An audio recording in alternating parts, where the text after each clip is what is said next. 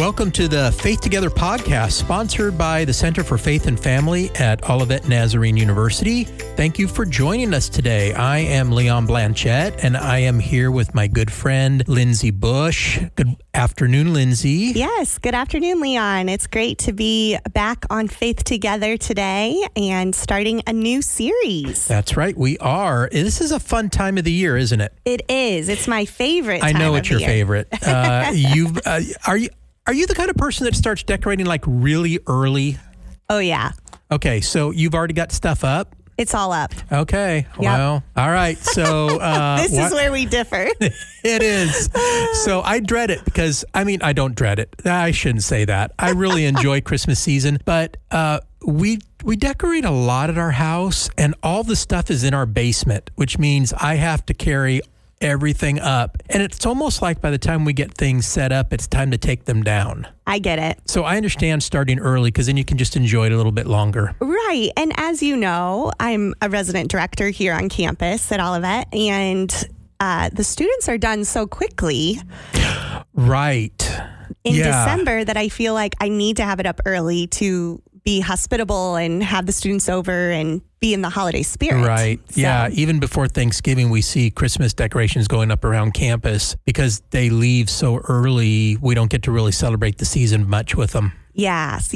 So that's another reason I share. But even if I wasn't an RD, I would still be putting it up early for the same reason you shared. It's a lot. And so it gives us time to enjoy it. That's great. Yeah. Well, we're starting a new series today, as you said. Yes. And our series is our Advent series. So if you have not been a listener with us the last couple of seasons, welcome. If you have been a regular listener, welcome back. Advent series is one of our favorite series to do each year. Because we just take some time to pause and to remember what the season is all about, and that is Jesus. Even though there's wonderful things about the season that we love so much, we want to just take some time set apart to focus on Jesus. And so we've done a couple of different things with our Advent series. We started out with just the traditional themes of Advent in our first season. And then last year we focused on a scripture, Isaiah 9:6, focusing on Jesus being our Prince of Peace, our wonderful Father, our wonderful counselor, everlasting Father, and just the King of Kings. And so today we're going to go into our series called Oh Holy Night. And we named this series to focus on the Advent season. While Christmas is a day, we know Advent is a season. Yeah, and I think, Lindsey, Advent is getting some traction in recent years. I don't know how far I would say it goes back. People who are a part of more liturgical traditions have done it very, very well. Those of us who are from more free traditions, if you want to say it that way, within the Protestant traditions, I think we kind of lost Advent for a while, and our focus was really Christmas, and I see Advent kind of coming back a lot. So I think that's really good. A season of preparation for Christmas Day. That's right. Yeah. So we'll get into more of those details on Advent here in a moment and talk to you more about our series title, Oh Holy Night. But first, we wanted to celebrate this wonderful time of the year and talk about some of our favorite Christmas things, Leon, with a tradition we like to call Festive Four. The Festive Four. Yes. Oh, yes, I remember those well. So the way this works is we both share two favorite Christmas things from a specific category. And today's category is favorite Christmas decoration. Favorite Christmas decoration. All right. So when I first heard this prompt, I went one direction, and then the more I gave it thought, I went a different direction. So my first direction was, in our house, we have, oh, this is hilarious. We have like a holy tree and a pagan tree. So one tree has all the kids' ornaments that they made when they were kids, and the pickle, which I think is a German tradition. I don't know. None of us are German in our family, but for some reason there's a pickle on our tree. I think it's because my wife loves pickles. Yeah. And all the stuff. And then the holy tree has like symbols of the Christmas season, like stars, the 12 days of Christmas bulbs that explain what each day represents, a manger and all this kind of stuff. And so my wife throughout the years has purchased different sets of these what are called chrismons, yes. Which are symbols of the Christian faith. And so there's this kind of just running joke in our family about the pagan tree and the holy tree. And we don't really mean pagan. I mean, it's not really that, but it's just become the internal joke, in our family. So that's what I thought of first, but I don't want that to be my actual answer here. So if you were to if I was to be honest with you, my most favorite Christmas decorations are our Advent wreath. And we'll talk a little bit about that during the season, right? Yes. Yeah, we'll talk about that. And we've talked about it on previous Advent podcasts that we've done, where we've talked through the 4 parts of the Advent wreath. So that's really cool. I'll talk about that later. And then the other thing is, I don't know how this happened, but I started geeking out on manger scenes. And so we've got, 10 or 12 different manger scenes that we set up throughout the house. And many of them are from Africa. So when I make my trips to Africa during the summer, I usually try to find a unique Christmas a manger scene. Yeah. And they have some really unique ways of thinking about it in other parts of the world. And so we've added that to our collection. I love that. Those are 2 really good answers. So your Advent wreath and your nativity collection. Yes. From around the world. You got it. But mostly Africa. Yeah. That's neat. What differentiates? Some of them are, it's mostly the wood that they use. So some of them are fairly tall and that dark mahogany kind of wood. Not sure exactly what it is. It might be mahogany for all I know. And then some other more fragile, littler manger scenes. And usually when you get a manger scene, you have like maybe some animals, wise men, shepherds, Mary and Joseph, and baby Jesus in the manger. And they have that. But then they also have like musicians playing different instruments and all kinds of different things. So it's a pretty big set. The small ones have a lot of pieces to it. That's awesome. I love that. I want to see some of them. You're going to have to take some pictures. Anytime. Well, I would share that my favorite Christmas decoration, while it's a hard decision to make, would be these 2 things. First and foremost, I love snowmen. Snowmen are one of my favorite things about wintertime, Christmas, and I think it stems from, growing up in the Midwest and being able to play in the snow and make snowmen. Great childhood memories, right? Mm-hmm. But also, I worked at a Hallmark store growing up and all through college and really enjoyed it. And one of the things that I began to collect, I didn't collect everything in the store because that would be a lot of collections. Yes. But one thing I did begin to collect was these plush singing snowmen that Hallmark to this day continues to release each and every year. So I have the full collection, Leon. Wow. It started in 2003. So I think I have 22 of them now. Oh, wow. Yes, but they're just so cute. So do you have like a separate storage unit? You would think, but your Christmas stuff? The great thing about the snowmen is that they squish together, so I can squish them all in a tote. Oh, nice. Yeah, so I don't need a storage unit.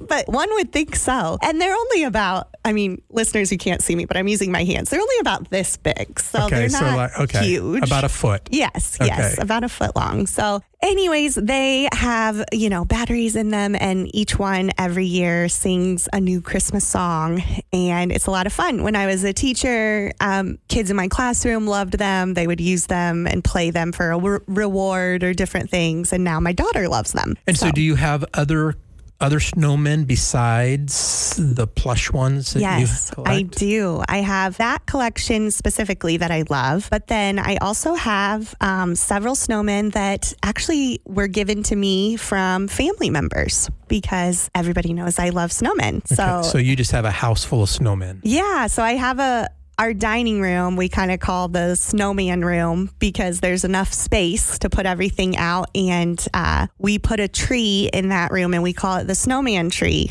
And so it's one of the flocked trees that looks like snow is on it. And we have a snowman hat for the topper. And the snowman ornaments I've gotten over the years because everyone loves. I love it.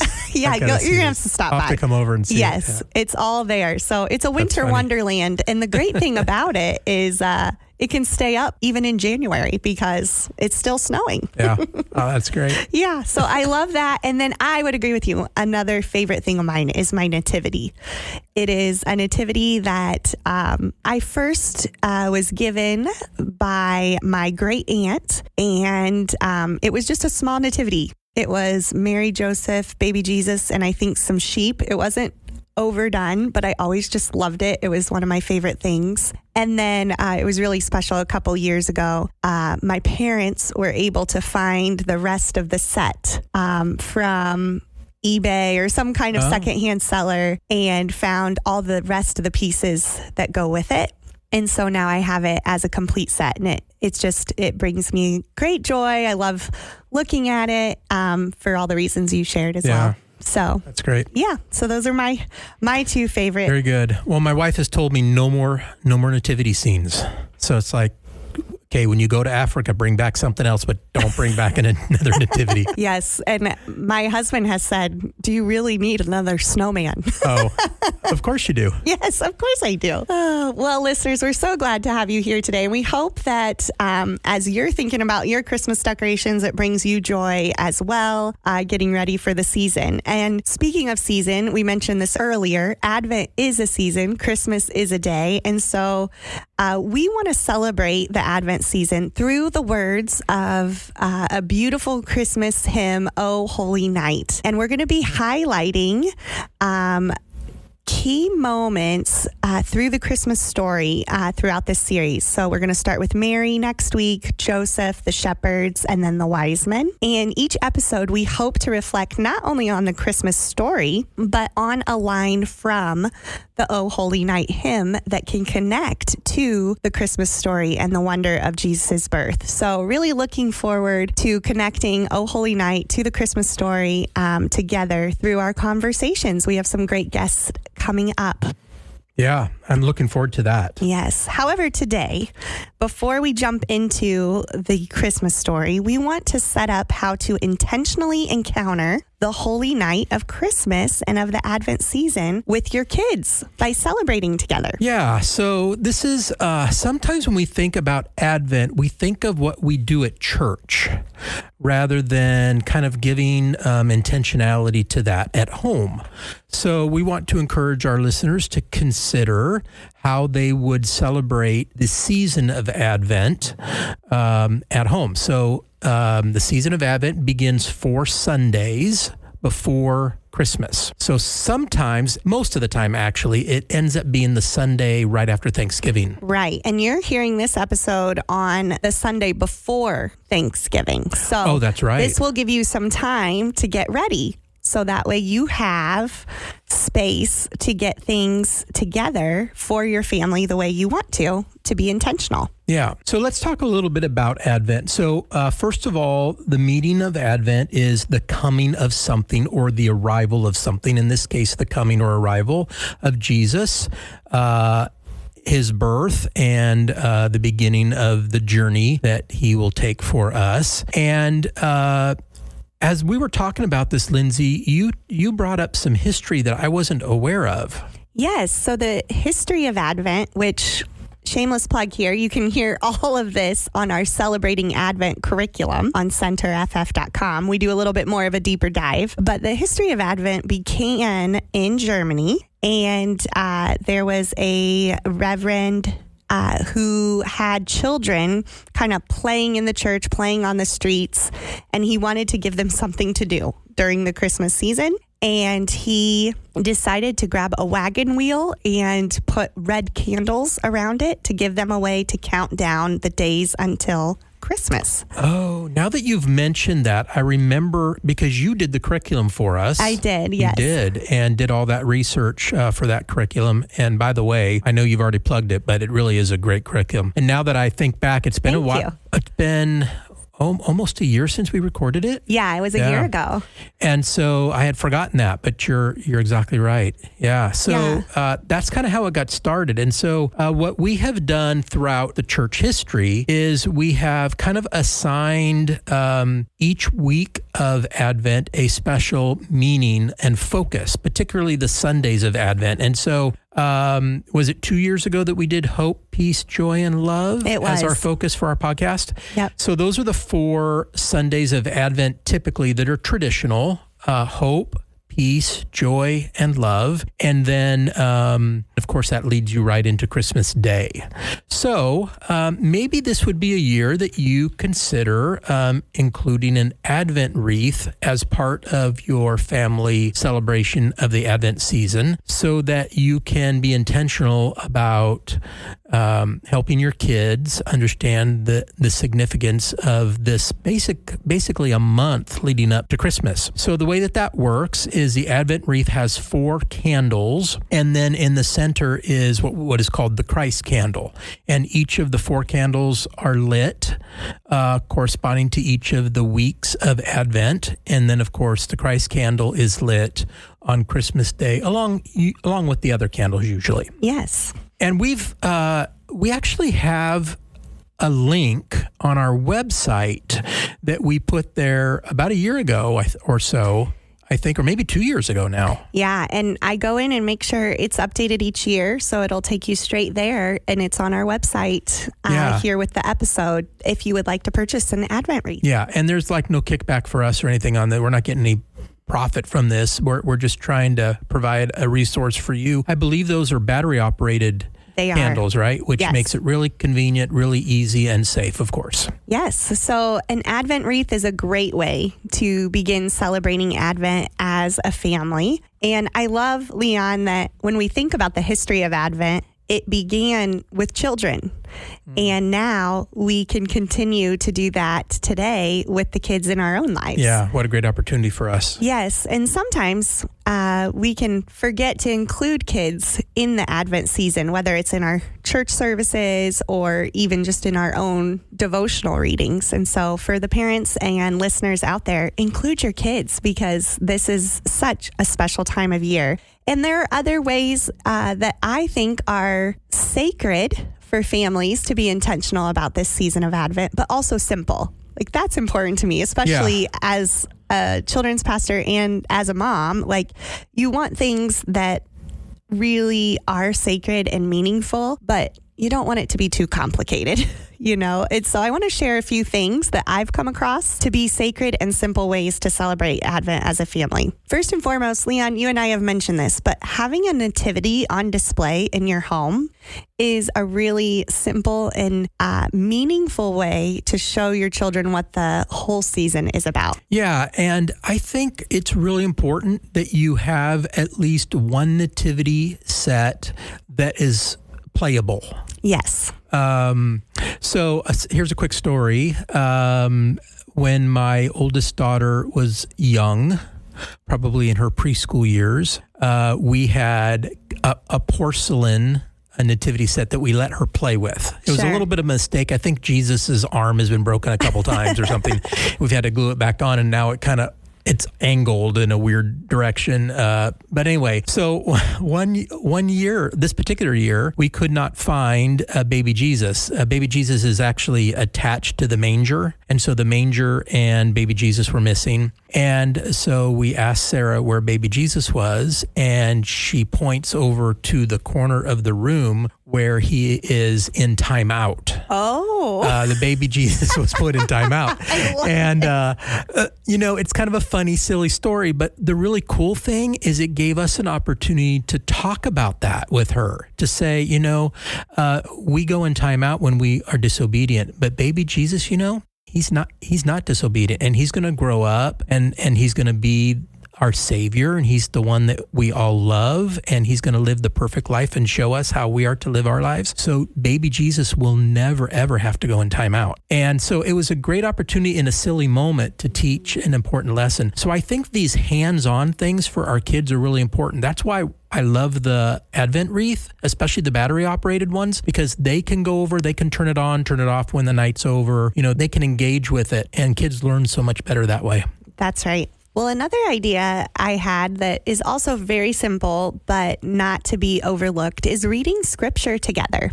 So maybe it's looking at Luke chapter 2, the Christmas story, and reading a few verses together each day throughout the month of December. Or maybe you have a storybook Bible that your kids really love, and you can read a few pages from it. There's so many great resources out there. We have a lot of them listed on our website, but finding ways to read scripture together throughout the Advent season is just so immersive and important to the story. I would agree with that. Yes. One other simple way, and then I've got something that I've come across new this year that I want to share, but one more simple tool, and that is a Christmas worship playlist. Just as you're in the car going to and from different appointments, activities, having a playlist of, the fun Christmas songs, of course, but including some worshipful songs in there too that tell the true meaning of Christmas and celebrate Jesus. I think it's a great idea. Kids are going to get Christmas music at church, of course, during this season. But yeah, just being immersed. That word immersion, it just reminds me of what the Christian faith is like with our kids. It's just immersing them in opportunities to discover our faith. And I think Advent's just a great time to immerse them in lots of things. Yeah, and we know the modalities of learning are so different. So you have the kinesthetic learners that, that hands-on nativity may be really great for them. Right. And the auditory learners, the reading of scripture, even visual learners, seeing the words on the page is really good for them. But music has a way of bringing all of those modalities together. Right. And so lights up the brain in a whole different way. So it's just have the music on in your cars, in your homes, and enjoy it. Well, Leon, before we wrap up, I wanted to share one other just idea for counting down to Advent and to Christmas Day, and that is exactly that, a countdown. And we know there are lots of options out there, and this has been commercialized very much. You can find an Advent calendar for almost any kind of cartoon, any kind of, for girls, lip gloss, body lotion, countdown to Christmas, a little gift inside.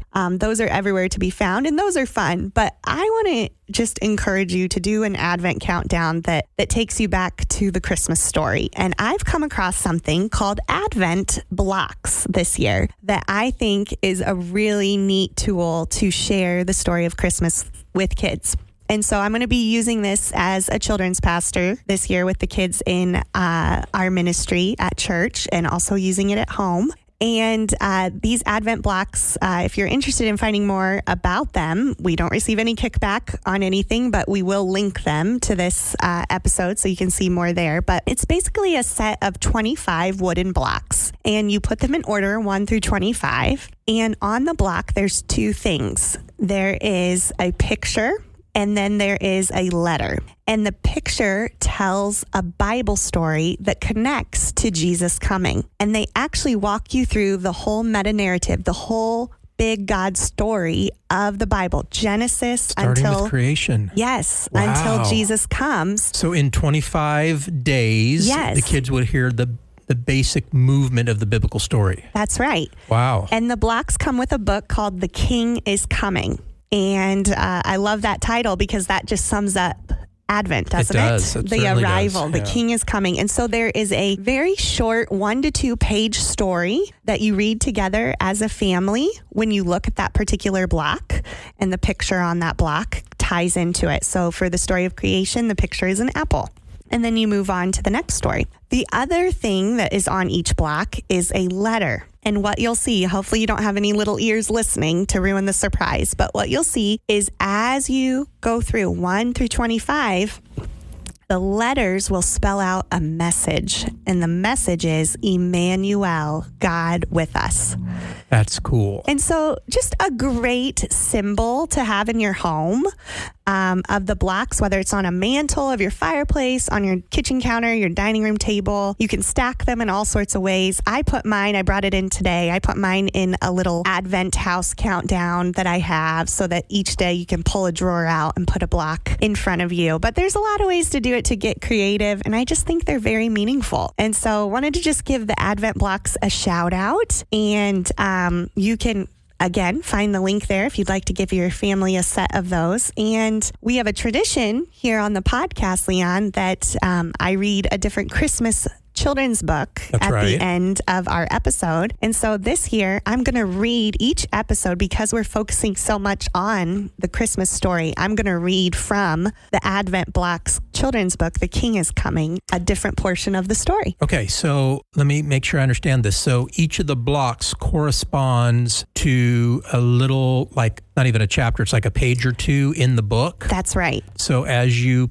take the block out, you read the little story, you turn the block so that you expose the letter after you're done. Yes. And you're going to read for us from some of those stories. I will be reading from those stories in each episode. I like that. Yeah. Well, obviously we don't have 25 episodes for our podcast, but you'll just pick out 4 and read the ones that you think are appropriate. Yes, and I'm going to do the ones that correspond with the part of the story we're talking about. Okay, excellent. Yeah. Well, before we get to that, let me recommend to you that you check out our Celebrating Advent curriculum. It's really designed to help parents know how to celebrate Advent with their family. And our own Lindsey was the one that put that curriculum together and recorded those lessons. So it's all free at centerff.com if you'd like to check that out.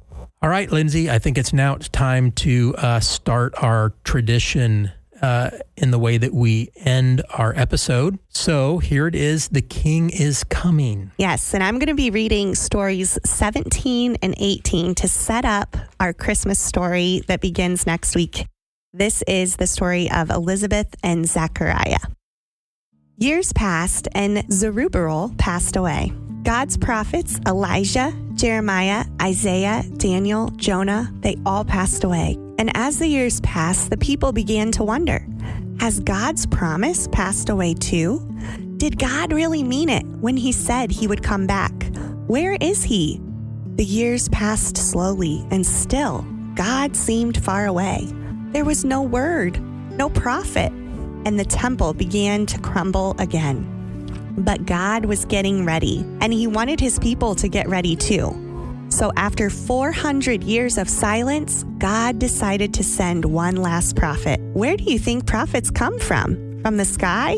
No. From under the ground? No, of course not. Where do prophets come from? They come from the same place you and I come from mommies and daddies. So if God was going to send his special prophet, he was going to need a mommy and daddy. And he had just the couple in mind. Their names were Elizabeth and Zechariah. Elizabeth and Zechariah listened to God, which was rare in those days, but they were sad because they were getting older and older and they had no children. They were the last people anyone would have picked to have a baby, but that's how it is with God, isn't it? You know, he doesn't pick the people we expect. God doesn't show up the way we expect either. One day, God showed up in a special way. Zechariah was working in the temple, minding his own business, when suddenly the room filled with a dazzling light. Zechariah strained his eyes to look into the light and could just make out a figure. It looked a bit like a person, but it was far too bright to be any person he knew. Then the figure spoke, "Hello, Zechariah," and he realized it was far too loud to be any person he knew too. That's when it hit him. This is an angel. Zechariah had never seen an angel before. He was afraid. Then the angel said, "Don't be afraid. God is coming to stay. And your baby boy, he will prepare the way." That's right, your wife will be pregnant today. Zechariah couldn't believe it. God was coming to stay? His wife, Elizabeth, was going to have a baby? This was too good to be true. But it wasn't too good to be true. It was good, and it was true. You see, God was with Elizabeth. Even when she was younger and wanted children, even when she gave up on her dream of being a mommy, even when she wondered if God would ever hear her, God was with her. Zechariah hurried home to give Elizabeth this good news, and later that night, he scribbled everything down on a tablet and showed it to Elizabeth. And after she read it, she sang a new version of a very old song that sounds like this. For such a long time, God seemed far away, but now he has heard what we hoped and we prayed. God is coming to earth to stay. When building faith, we are better together.